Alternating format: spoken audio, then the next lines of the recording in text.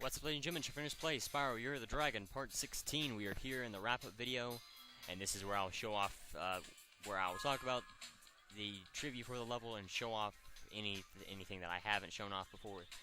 And in this case, the demo for Crash Bash. And so what you have to do is you have to hold L1, R2, then press square at the press start menu right there. You just, like I said, hold L2, R2, and square all at the same time, and then you can go into the demo for Crash Bash. There is also a demo for Spyro 3 in Crash Bash, which I didn't show off, but you know, I didn't think of it. I didn't really want to at the time. I wanted to keep the play the full games and don't worry about demos, but you know, I figured you might, why not, since there's so little in the other previous Spyro titles to talk about. So you can see here the graphics are definitely very different, and it does not appear that we get to choose our character, and we do not get the opening cutscene. So you can see the warp room looks kind of bare. You can see all we have is Pogo Painter, Polar Panic, Pogo A Go Go, and you can see Crash Ball and Space Bash there, and then another portal with some boxes on top of it. And so we'll go into Pogo Painter. You can kind of tell also that the graphics are not quite as detailed. Crash isn't quite as detailed as he was in Crash Bash in the final version, of course. That always happens in all demos. The demos are just a rough version of the final product, and oh yeah, definitely. Okay, so you can see the portraits are also a little bit different as well. So capture the color squares. This is a little bit different as well, and the colors kind of look a little bit different also. I'm not sure exactly. Oh wow, the textures, you can kind of see almost like little black squares when you run, or when you hit an arrow, or even pop a box. You can see black squares as the other squares behind you disappear. Kind of like it almost goes into like a grid pattern almost. That's definitely something that was taken out of the final version. But you can see the characters. They are all. I believe these are the characters that you will play as across all the demos. But if you wait on Crash Bash and you see the demo, well, this is the footage that is playing. Probably a developer-made demo video of this map and doing different things like that. See, it's pretty simple. I'm not sure. I don't really play this demo all that often, ever really. I believe this is actually the third time I've ever played this demo. So I'm not too familiar with the difficulty and all that. It seems to be pretty simple, but you can see Dingo is definitely trying very hard. He's not that far behind me actually. And so you can see this is pretty much the same. We'll have to win 3 silver cups to win it, just like in the final version. Seems like they throw more missiles out. They may not, but it just seems like that there's more missiles being thrown, and quicker. The items are appearing a little bit quicker than they did in the final version. And if that is the case here in the demo, and then they change the speed in the final version, that's probably to help increase the difficulty, to just make it a little bit more difficult, and make the items a little bit more useful for someone that has them. Especially a pair of speed shoes. That's definitely very useful if everyone else doesn't get a pair right after right after you get a pair, and then they just keep falling really rapidly. Of course, they kind of spread it out with the missiles and the speed shoes, but you can see that the rate in which they are falling. Something that I will other than the colors, but I already talked about that. But the controls are a little bit slow. I've went straight when I've tried to push left to right several times, so it does have a bit of a delay to it. I'm not sure if that has something to do with how close one of the other characters are to you, or if it's just something that they like a minor bug that they didn't fix in the that they just hadn't fixed during the demo yet, that they fixed in the original game. Of course, you still have the final version of the game. They did have sort of that same problem if you were trying to go up against another enemy, or up against another character, and if they were right beside you, or if they were going to jump in front of you, or say a square right in front of you, and they were going to jump there, and you were going to jump there. Usually, the character, the AI character, will win that battle more often than not. But it's still, it's not a for sure thing. You know, it definitely depends. It's kind of a random thing. I wouldn't say. Well, I guess you could say it was a chance-based thing. You know. But more often than not, it falls in the hands of the AI character. But the controls for this are definitely pretty poor. It's not game-breaking. You know, I can still play it, but it's just I can definitely notice it after playing the original game, or the final version of the game. And you can see the AI characters do not seem to be going after the boxes like they do in the final version, so that probably means that the difficulty for the AI is very low here, or that their AI is just not mapped to go after the boxes that as much as they are in the final version. Even in the trophies, they try a lot more than in this version.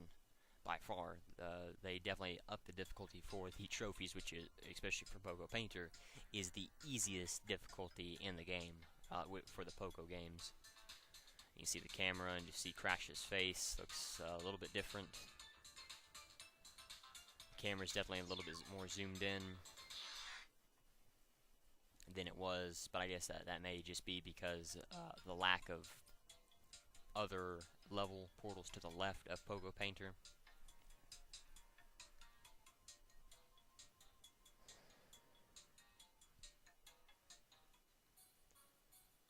Okay, so it seems we have the same characters. I didn't look at that, but sitting here looking at trying to spot differences. The controls seem to work okay. If anything, sizes could be a little bit off. Like the sizes for the sizes for Crash versus Cortex. Cortex seems to be a little bit bigger in this version than he was in the final. Dingo's skin color seems to be a little bit darker. Cortex's skin color seems to be a little bit darker as well. As well as, I believe Tiny's, well, yeah, Tiny's looks a little bit darker as well. So, you know, that's just, and you can see his teeth a little bit more, you know, his teeth show a little bit more than in the final version, so that may be, you know, possibly a problem that they had to fix, something that wouldn't allow you, that the teeth, you know, got in the way over something, but, you know, it doesn't matter to me, really. You know, I'm in favor of taking small stuff like that out if you can improve the game somewhere else, even if it's just a small change.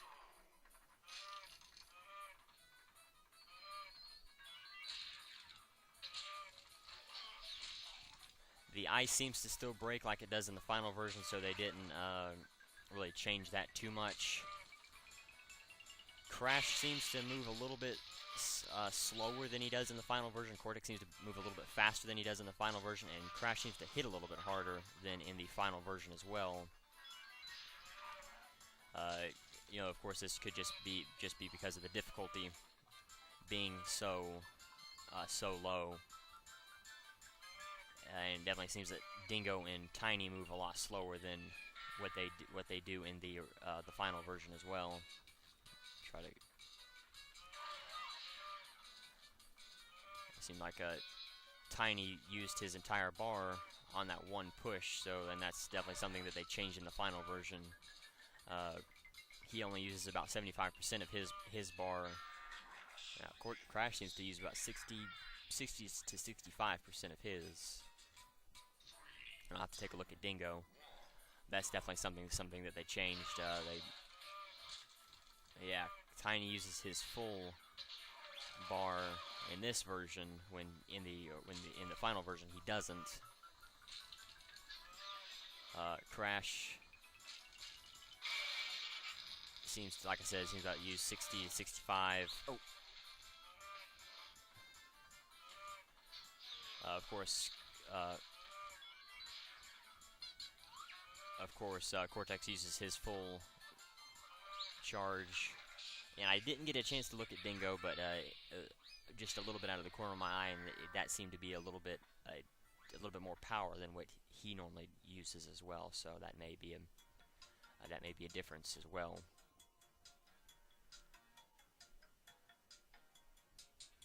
But anyway, so I guess Pogo Go is the last. Complete all challenges to unlock this level. Okay, so these are backwards. Well, I'm not going to worry about this right now. Well, I guess. I mean, they're... Well, I'd like to show off Pogo Painter, but I don't know. Alright, so that's the same. Oh no. Yeah. Yeah, that is the same. So they left it 80, well, no, was it 90 and 60? I don't remember. To be honest, not right off the top of my head.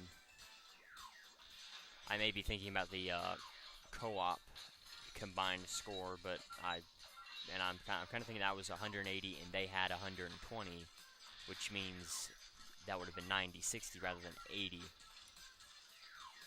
80-60. So maybe that's the way it was. I don't, like I said, I don't remember right off the top of my head, not right now. So pretty easy, I guess. It's pretty much the same. I didn't take a look at the clock, but I think that was the same amount of time. It definitely didn't seem too difficult time-wise, but in the final version it wasn't too difficult either. Definitely not looking too forward to the Crystal Challenge, especially because of the movement troubles. Especially if there's some mushrooms that may appear. I got. If you hadn't watched my Let's Play of Crash Bash, okay, so they didn't add the spots to the mushrooms, and they don't have the other area, or the crystal area to this for this level. So that's actually interesting. I don't know how, of course you don't know how far into development they were when they released the demo, but that's still pretty interesting. But yeah, if you haven't watched my Let's Play for this game, you will notice that I got kind of lucky with this particular challenge. I used something that you're not really supposed to do is use the speed shoes, because you can very easily jump into the mushrooms, and if you jump into the mushrooms, it's an instant game over. Oh crap! I shouldn't have jumped. I thought the mushroom had. I was looking at Cortex and I thought the mushroom had went away when I jumped. But you can see what happens if you jump into a mushroom. But yeah, it happened there again when I was trying to jump to the left. It made me continue jumping straight. So that's definitely a problem, but it doesn't seem to affect me too much while playing this game. And that was actually interesting. mushroom would not spawn on top of an arrow. I don't remember if that happened in the final version of the game or not, but that's actually pretty helpful. And you can see with the rate that they bring up the arrows a lot faster, and there's a lot more arrows than in the final version as well. Probably a difficulty thing. You know, they thought, well, it's too easy for the AI or the player to keep hitting these arrows to gain more points. And it does not seem that the rate of mushrooms really increases as the time goes down. Well, yeah, I guess a little bit. Now this is the time, if you had a big enough lead, I would suggest just to go ahead and sit somewhere like off in a corner or just away from anything that may harm you. But just like when I did this challenge in the original or the final version, I'm not going to do that. I'm going to jump in a single localized area, but I'm not going to hide in a corner. Just to continue to get points. You know, see Tiny 92, Dingo 71. Dingo was actually the one that I was worried about the most. I guess Tiny got a whole bunch of points in the last few seconds that I wasn't even paying attention to him. I was more focusing on Dingo. But those are things that you have to worry about while doing this particular challenge. You have to pay attention to the other characters and see what they do.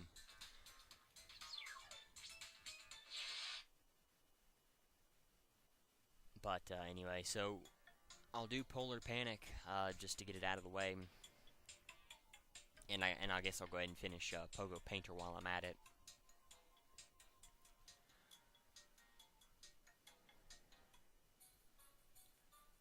60 seconds. Okay, so they didn't add the clock design. Definitely looks different, but they didn't add the second or the 1 second to it. They added I guess 60. I guess they had it all in seconds, and they didn't add any minutes. I didn't check in the trophy or not. Yeah, while I was doing the trophy challenge, if that was the case or not. But the time seems to be the same, because it doesn't. You know, I believe that's the same, and they may have dropped it down to 45 seconds in the final version. I don't remember exactly. You can see the polar bear animation on the ice looks a little bit different as well. They seem to make it a lot smaller. And you couldn't see a whole lot of the polar bear in the final version, and they didn't have the back leg showing, and the front legs wasn't as the movement wasn't as exaggerated as it was in the final version as well. Again, something that I'm glad that, you know, they kind of trim that back, so hopefully they could have improved the game in another area, because you know you never really notice it anyway. You don't really look at the reflection of the polar bear on the ice, so avoid the energy bolts as they will knock you off the ice. So again, seems like the colors on the northern lights at the top of these in the sky are a different color as well, because there is no red in them like in the final version. Oh, wow. I'm actually surprised it didn't zap me. And it seems to follow you a little bit more than it does in the final version as well. Probably a difficulty thing. But yeah, it doesn't appear that there's any red in the lights in the sky.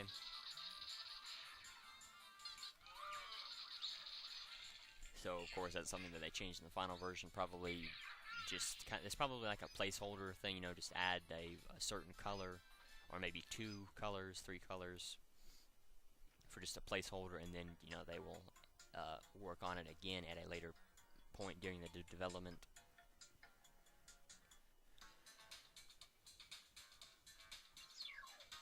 Alright, so you can see crash construction. They did change that. There is not a shipping container in the final version. I believe that's actually a tractor in the final version, if I'm not mistaken.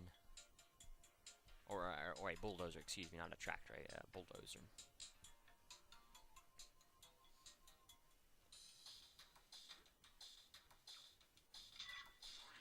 Okay, well, you can kind of pick anything, or any one thing, or, well, I guess a whole bunch of, yeah, the movement problem is definitely very bad here. A lot worse than in Pogo Painter. was trying to make squares and it wouldn't let me turn in. But yeah, I don't believe the bulldozer is where it is. Of course, the green shipping container that says crash construction is not there in the final version. Wow, the controls stink. I mean, yeah, it must be something with the speed shoes, having the speed shoes enabled, because I don't really feel the sluggishness while I'm doing, while I'm just running around normally. But once I put on some speed shoes, you can definitely notice a big difference in the way that the controls work, which stinks because it definitely helps if you have speed shoes while doing this particular level. And you can see they seem to cut back on the amount of items that they drop, but they seem to add more arrows than in the final version. That was something that they didn't do. They kind of cut back on for the final version, which wasn't necessarily a good thing. Especially these two-way arrows, those definitely help a lot more than the one-way arrows. For getting bigger points faster, especially if you had a pair of speed shoes, and if you could hit a couple of these arrows and you added them with the blocks on the outside, which count towards points. If you're not familiar with the way that this particular level works, and it definitely made it very it makes it very helpful, or a lot easier than just trying to jump around and make points yourself. You can see there I didn't have to connect to the bottom portion, or I guess the top portion of the square. The outside blocks did that for me. So it makes it faster, and it allows you to get more points. And I'll show that off here. You see, I got 9, and without having to fill the bottom 2. Like I said, the bricks on the outside did it for me.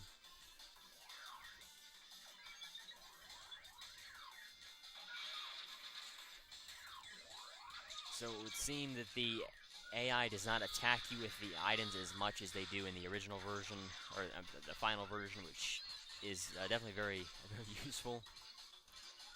I wish that was something that they would have kept in the final version, but again, they have to have some difficulty to it. Oh wow, Tiny's about to beat me.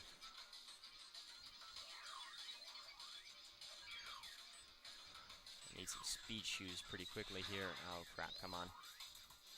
3, 2, 1. Wow.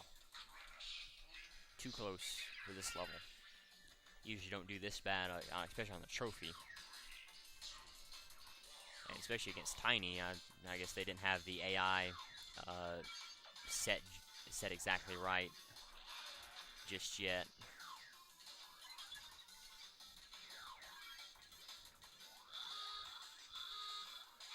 Towards AI, which AI is good and for which for specific levels.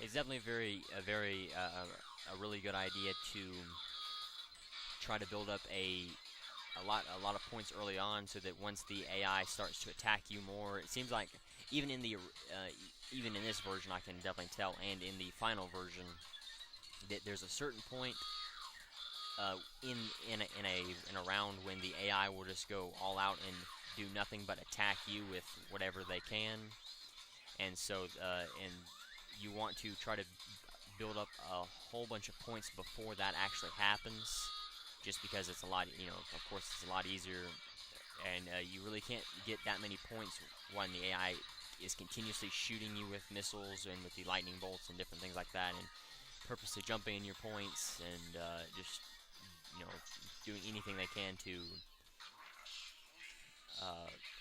aggravate you, keep you from scoring points, and that usually happens around 45 seconds. At least it seemed to here, and I forgot to look at the clock and see if it was at a minute 30, or if they had done 90 seconds. So this seems to have a crystal and a gym challenge here, so I'll run through these real quickly. And this should be it. I don't believe they let you play Crash Bash or Crash Ball, Spaceball or Crash Ball in this demo, even though you can see that, you can clearly see them there. So 150 and 90.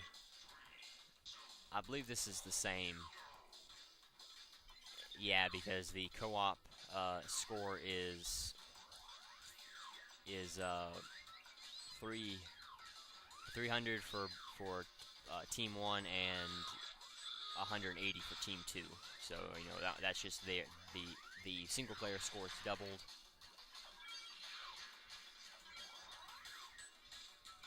And wow, Cortex has got a pretty good lead right now. A lot more than I thought he'd had.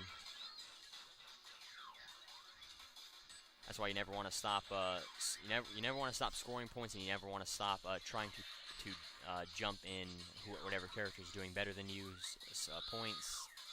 If I can just, there we go. Just too busy jumping in Cortex's points that I'm not scoring any of my own. Let me see. All I need is a 16, so I can do. There we go. Oh wow, bingo. Caught up quick. A lot quicker than I thought he would.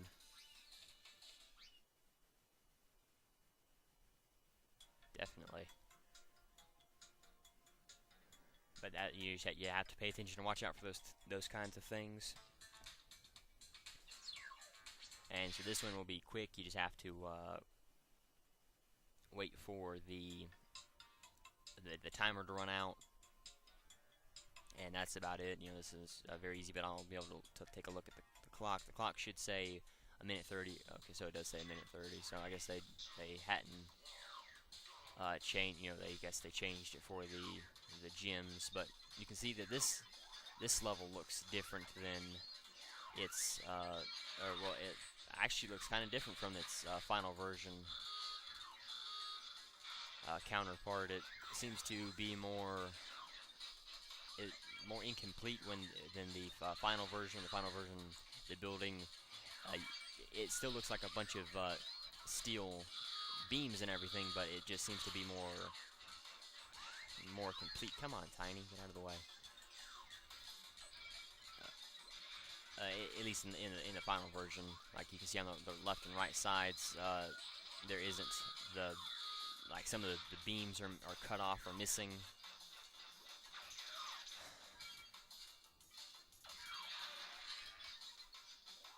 So they definitely seem to up the difficulty for the crystal. The crystal is not actually this difficult, so I guess they must have scaled the difficulty back for this a little bit. For the final version, which is not which I definitely do not mind at all.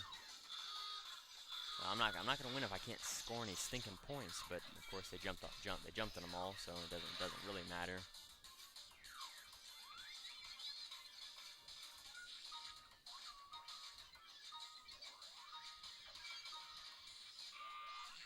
By 2 points. Wow. Just need some speed shoes and enough room to not get screwed over by the AI and to get points. Really, I mean, that's all you really need to gain points. But I doubt that's gonna happen.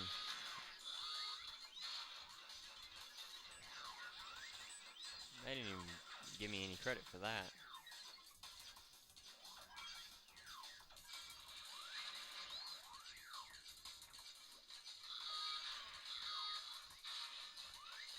Okay, yeah, that was a prime example of the AI winning by jumping.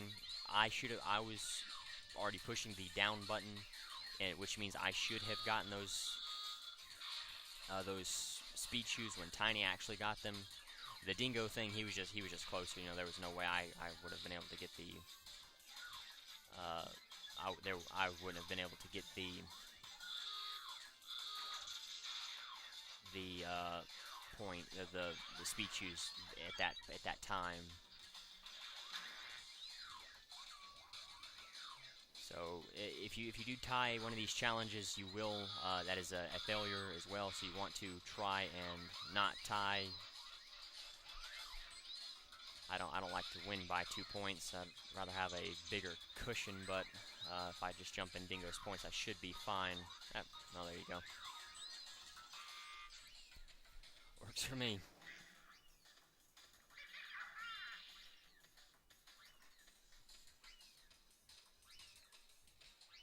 Definitely a lot tougher than in the final version of the game.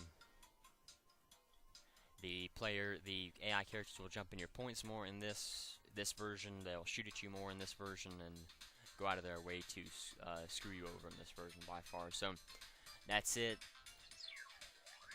You know, all you can do is just 9 challenges. You can't go over there to these levels just yet. So anyway, so I'm gonna go ahead and leave it here. I'm gonna talk about the trivia for the game for Spyro 3, as I usually tend to do in the wrap-up videos.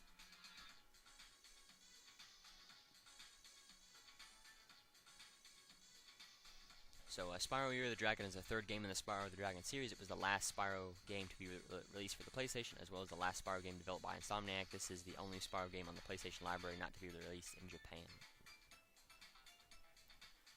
Came out in North America in October 11th, 2000.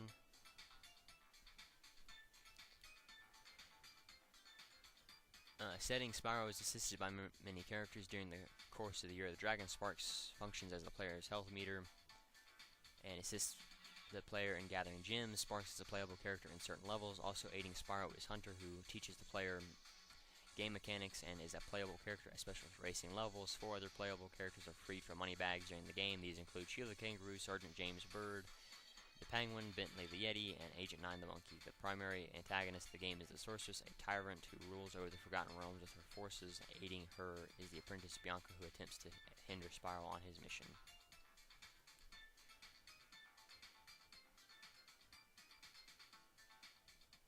So the home worlds are Sunrise Springs, Midday Gardens, Evening Lake, Mountain, Midnight Mountain. Each home world contains 4 normal realms, 1 Rebel realm, which is the character realm, 1 Speedway, and then one Sparks realm.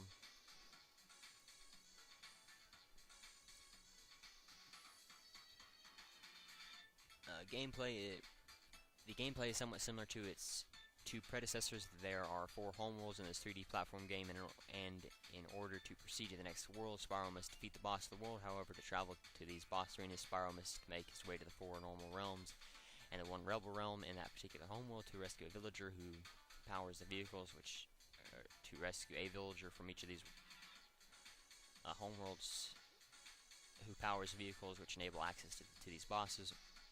These realms are free to explore and wander in all directions without any time limit. The realms are littered with enemies who attack Spyro. Spyro can defeat these enemies and as a reward receives gems. These gems can be used later in the game. Gems also lay all over the level, on the ground, and inside crates. The levels are also littered with non-playable characters which inform you on the state of the realm. To enter all these realms, you must travel via portals. Some portals cannot be entered unless you acquire a certain amount of dragon eggs. To enter all the Rebel realms, you must pay money bags, gems that were collected to release the rebel who is blocking the way into the realm. As said above, to access some realms, it is necessary to collect a certain amount of eggs. These eggs can be acquired by locating them, or as a reward for completing one of the mini games inside the realm. There are many different mini games which reward you with these eggs, such as sliding down a slide, skateboarding, saving a wolf, collecting bones, catching thieves, or battling bosses. Spyro can also run into power-up gates, which give him special abilities for a period of time. Time left can be seen on a bar on the right side of the screen. These abilities could be Super Flame, Super Fly, or Invincibility. Like in the last 2 games, there are some areas where you can supercharge. This means that when you charge on a certain track, you go super fast and can break heavy crates or catch fast thieves. Once you defeat the Sorceress, there is an option of getting 100%, which requires collecting 149 eggs as well as 15,000 pieces of treasure. Once you've achieved this, the last portal on Midnight Mountain will open. It is called Super Bonus Round and contains the 150th egg as well as some extra mini games and tons of treasure.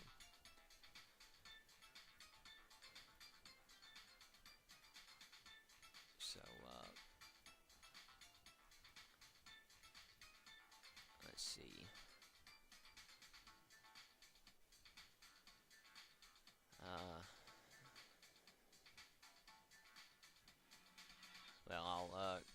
Development of Spyro Year of the Dragon spanned about 10.5 months from November 1999 to September 2000. The development team was influenced by a host of other games, including Doom and Doom and Crash Bandicoot. Among the new features touted before the game's release was auto challenge tuning, which Insomniac CEO Ted Price described as invented to even out the gameplay difficulty curve for players of different abilities. The levels were made much larger than those in Spyro 2 so that more areas for minigames could be added. To prevent player confusion on where to go next, these areas were designed to load separately from the main hubs. Price stated that the addition of critters was a way to make the game more enjoyable and varied, instead of just adding more moves for Spyro. The game was named Year of the Dragon simply because it was released during 2000, the Year of the Dragon and the Chinese Zodiac. Didn't know that one. In previews publications such as IGN and GameSpot noted that the graphics had been improved and that there were many new characters and locations. The new minigames were previewed, and IGN pointed out that they offered enough complexity to back up the simple gameplay. In an interview with GameSpot, Ted Price stated that the emphasis for the title was on the new critters, but that Spyro would not be left behind in the story. Year of the Dragon also implemented crack protection in addition to the copy protection previous games had contained. This helped prevent hackers from cracking the game until 2 months after release. Upon release after Year of the Dragon, garnered positive critical reaction, with the game receiving an average ranking of 91% at Game Rankings and a similar score based on 15 reviews at Metacritic. According to Game Rankings, Year of the Dragon is the 14th highest rated PlayStation game of all time. The game sold more than 2 million units in the United States alone.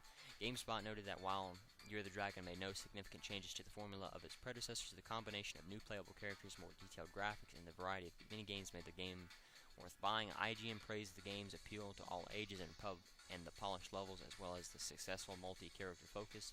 Game Revolution thought that the flawless, interwoven, and quite entertaining thought that while the game's premise itself was simply a rehash of previous titles, the story that unfolds as you actually play the game is flawlessly interwoven and quite entertaining. GamePro noted that the ability of the game to automatically drop the difficulty if the player gets stuck was an excellent feature. Next Generation Magazine's Kevin Rice provided one of the most positive review, in which he stated that top-notch level design, intuitive controls, and excellent graphics made the title the best Spyro game to date, and arguably the best PlayStation game overall. Stuart Copeland's score was generally well received, though several critics sharply disagreed with the general consensus. Publications like PSX Extreme thought that music helped bring atmosphere to the varied worlds, and all game enthused that Insomniac should be commended for realizing the importance of music in games. It seems to enhance the whole experience.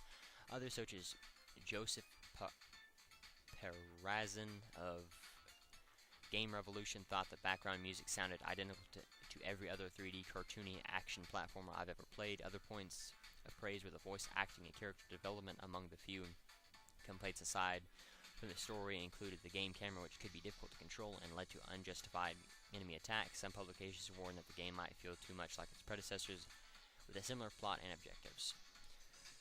So, yeah, that's the critics. I definitely won't. I never thought the camera was too bad.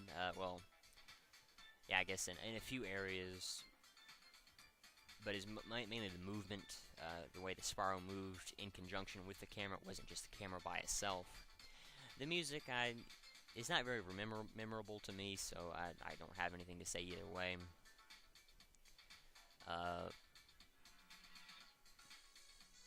I'll definitely say that I didn't really care for the story all that much, but it was okay, I guess. And you know, it's a Spyro game. They're all pretty much the same when it boils down to it. But I'll definitely say it's a lot. The levels are definitely a lot bigger than in Spyro 2, and those had some pretty big levels. But anyway, so we'll go to the trivia now. In cutscenes where it is day or night before the cutscene starts, the title is displayed. The background will be the opposite time from the time the cutscene is actually taken. An example is an evil plot unfolds. The picture shows the cutscene at night, but when the cutscene starts, it's day. This game is released in 2000, therefore it is indeed the Year of the Dragon in real life. It is indeed the Year of the Dragon in real life at the time. The game is named after an animal or creature from the Chinese zodiac, most specifically the year of the dragon. If you want, the players can stand in a certain ally's way just for fun or for a different reason. For example, in Bentley's outpost, if you stand in front of Bartholomew, he'll say, "Hey, you're in the way, move it." This also works in the Pandas in Bamboo Terrace as well, but it will take more than a while to actually get this to work properly. This may be considered to be one of the Easter eggs. It's the first game in the series where you can play as more characters than just Spyro. There are many glitches in Spyro Year of the Dragon, including the swimming in the air glitch. The original non-greatest hits version has several audio errors. Some tracks are reused more than once. Examples: Evening Lake using the Sunrise Spring theme. In the original non-greatest hits version of the game, there's a glitch in Country Speedway. The glitch will occur if you decided to race against the Flying Pigs and chose to give up in the middle of an unfinished race and leave the area. When you come back and redo the race, if you win it, Sparks won't give you an egg, and no matter what you do, whether you try the race again or move on to the next task. In order to avoid the glitch, you must complete the tasks in order. First the time trials, next the race, and finally Hunter's mini-mission. Without leaving the area, this seems to only happen in the United Kingdom and European versions of the original non-greatest hits version of the game, so that's useful. So there's one last thing that I want to mention. I'm not going to go through and show all of them off, but I do want to talk about the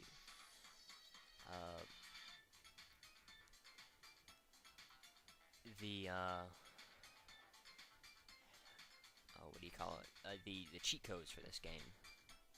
There are quite a few cheat codes, and the cheat codes, you have to press start and then press the buttons. If you enter the code correctly, a sound will confirm that most codes can be reversed by entering the code again. And I guess I can show one code really quickly. It doesn't really matter, to be honest, but so for the Crash Bash demo, as I said, at the title screen, hold L1, R2, then press square. For 99 lives, pause the game. All this is pausing the game, so I won't say pause the game. Press R2, L2, R2, L2 up 4 times, and then circle, and you'll get 99 lives. For voice dialogue, square 2 times, circle 2 times, square 2 times, circle 2 times, and then you get voice dialogue. I'm not exactly sure. I guess I can give that a try really quickly.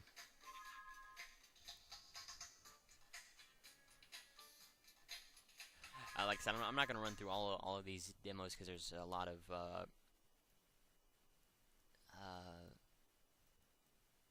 oddball demos, or not demos, cheats. So I'm not going to go through every single one of them, but I will show off a few. So, excuse me. So for 99 lives, pause the game, R2, L2, R2, L2, or circle. And so you can see you get you get the 99 lives. For the voice dialogue, 2, 1, 2, 1, 2. So you can.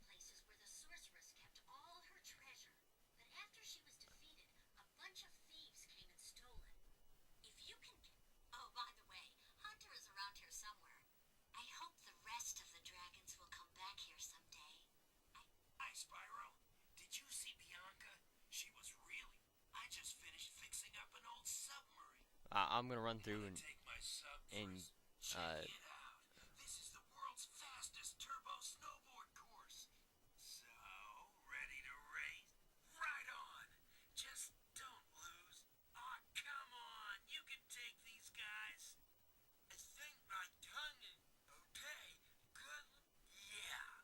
Let's wait for my tongue to... Yes!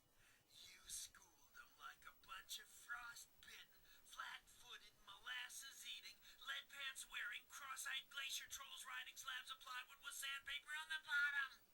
Do we want some shiny stuff, too? Yes! okay, so that's what he says. See, 1, 2, 1, 2, 1, 2, 1, 2. So that takes it away. Color codes, you can have Spyro different colors, and how you do that is by doing up, left, down, right, up, square, R1, R2, L1, L2, up, right, down, left, up, followed by the desired color. You press down to get black Spyro, X, which you can see will have you cause a level. So if you want to turn him blue, you'll have to just move up to either go to help or Atlas or whatever to avoid hitting exit level. You get green, triangle, pink, square, red, circle, yellow, up, normal, left. So we'll do up, and then so you can see Spyro is just kind of tinted yellow instead of actually being turned. Oh, are they really going to keep doing that? Hopefully that will go away. But you can kind of see it's more like a tint rather than the actual his color being changed, and I'll point that out with black. You can kind of tell it's more. It changes more, like that, and let's do this again.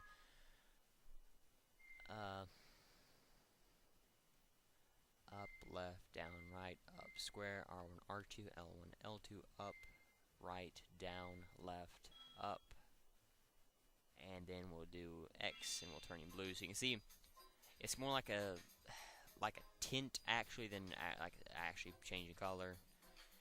So for big head, we'll do up, R1 up, R1 up, R1 circle, 1, 2, 3, 4. And you can see Spyro's head's bigger, a lot bigger actually. It doesn't help you do anything. It's just kind of like a just something to do. Just Spyro, you can do 2D Spyro by hitting left, right, L1, R1, L1, R1, square and circle, and now Spyro's in 2D. And you can see what it looks like, but his big head is gone. And you can do additional hit points by doing circle, R1, circle, L1, circle, R2, circle, L2, then circle again. And that will give you an extra hit point, I guess, with sparks. I'll actually try that out now. Oh, no. Maybe I have to charge up all the way with sparks. Yeah, okay, you can see him glowing more. That's actually supposed to happen with, not with a cheat code, but anyway, so for hard difficulty, you press circle, square, right, left, right, square, circle, square, and that will make it hard difficulty. For easy difficulty, press circle, square, right, left, right, square, circle, X. For squid skateboard, we'll do up, up, left, left, right, right, down, down, square, circle, square. So I guess in a skateboarding level, I guess I can go to the Atlas and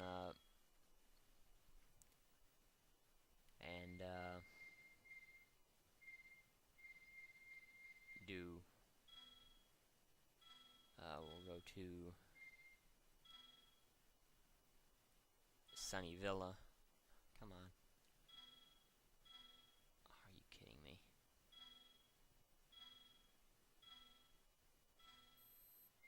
Yeah, that's what I meant to do. To view the credits, you hit left, right, left, right, left, right, square, circle, square, circle, square, circle. And then for teleportation, all the Sunrise Springs start with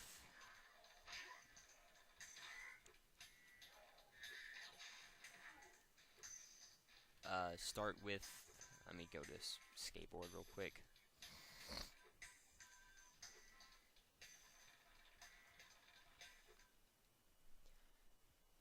Start with up, down, left, right, square, X.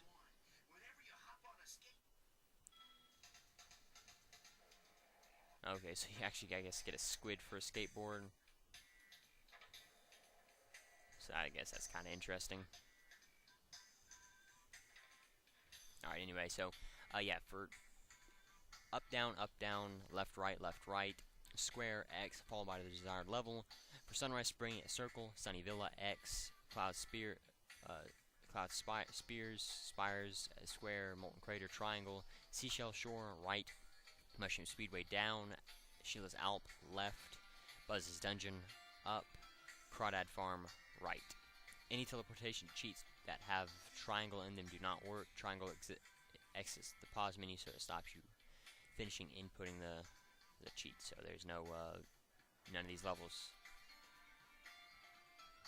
Oh, I guess for Molten Crater doesn't work like that. So for Midday Gardens, up, down, left, right, and then square 2 times, followed by circle. For Midday Gardens, Icy Peak X, Enchanted Towers square, Spooky Swamp triangle, Bamboo Terrace right, Country Speedway down, Sergeant Bird's base left, Spike's Arena up, Spider Town right. Seem to be all the same, except for the prefix code. So, Evening Lake, up, down, left, right, square, triangle, circle for home, Frozen Altars is X, Lost Fleet square, Fireworks Factory triangle, Charmed Ridge right, Honey Speedway down, Bentley's Outpost left, Scorch's Pit up, and Starfish Reef R1. So for the all Midnight Mountain codes except for Super Bonus Round had the prefix code up, down, left, right, square, right, followed by circle. For the home world, X for Crystal Islands, Desert Ruins is square, Haunted Tomb, triangle, Dino Mines right, Harbor Speedway down, Agent 9's Lab left, Sources' Lair up, Bug Factory R1. Super Bonus Round is up, down, left, right, square, down, circle. And then for the movie, for all the cutscenes, have the prefix code up, down, left, right, square, followed by the desired movie, which is for the opening, left circle, Evil Plot unfolds, left X, Powerful Villain emerges, up, down, A Desperate Rescue begins, up, left, No Hard Feelings, up, The Second Warning, left square, Bianca Strikes Back, left triangle, James Bird, up, right, up R1, Huntress Tussle, left, right, Spike is Born, left, down, A Duplicitous, Larcinius, Ursine, up, L1, An Apology and Lunch, left 2, A Monster to End All Monsters, left up, A Dancing Bear, R1 Triangle, The Escape, left R1, Deja Vu, left L1, A Familiar Face, up circle, Billy and the Wall, up X, One Less Noble Warrior, up triangle, the end, up right. So, there you go, that's all the trivia and everything, so thank you for watching. Since this is a challenge video, there will be no, because this is a wrap-up video, there is no challenge video, so thank you for watching. I'm not exactly sure what game I'll do next. Kind of like with, if you didn't watch my Crash Wrath of Cortex Let's Play, I had trouble getting the disc to read sometimes. I kind of have the same problem with Spyro Enter the Dragonfly, so if I can get it to work, I will definitely do that, but if I can't, then I'll have to go into another game series, because that was going to be the last Spyro game that I was going to play anyway, so I'll see if I can make it work, but if I can't, I'll see you in whichever game that I do next. So until then, later everyone.